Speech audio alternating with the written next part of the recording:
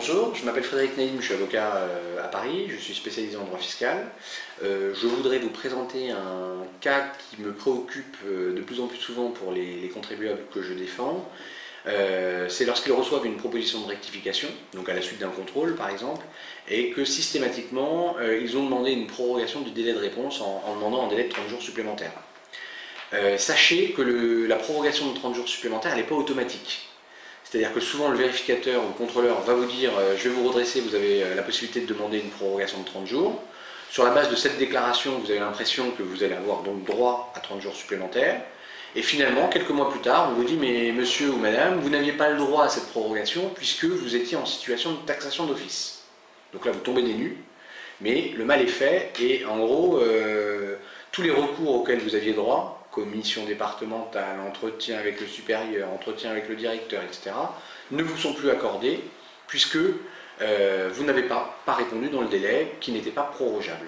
Donc un conseil, quand vous recevez une proposition de rectification, avant de demander une prorogation, même si le contrôleur vous a dit vous pouvez demander la prorogation, vérifiez bien que vous êtes dans le champ du cadre qui vous permet de demander cette prorogation. Pour résumer, si vous êtes en taxation d'office par exemple, parce que vous n'avez pas fait vos déclarations dans les délais ou parce que d'autres cas d'application permettent la taxation d'office, vous n'avez pas le droit à cette prorogation. Donc surtout répondez dans les 30 jours. N'attendez pas le délai de 30 jours pour demander une prorogation, vous répondez dans les 30 jours, vous serez beaucoup plus sécurisé. Voilà, c'est un conseil qui ne mange pas de pain.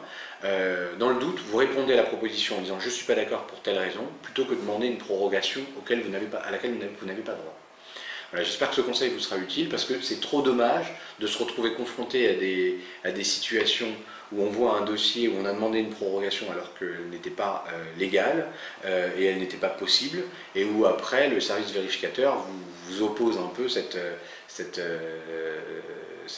irrégularité pour vous dire allez vous faire voir, vous ne pouvez plus contester puisque vous êtes considéré avoir accepté les redressements puisque vous avez demandé une prorogation à laquelle vous n'aviez pas droit. Voilà.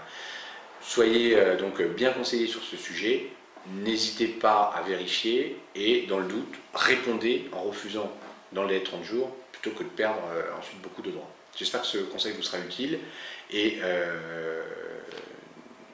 voilà, bon courage pour la suite des opérations si vous êtes dans cette situation-là.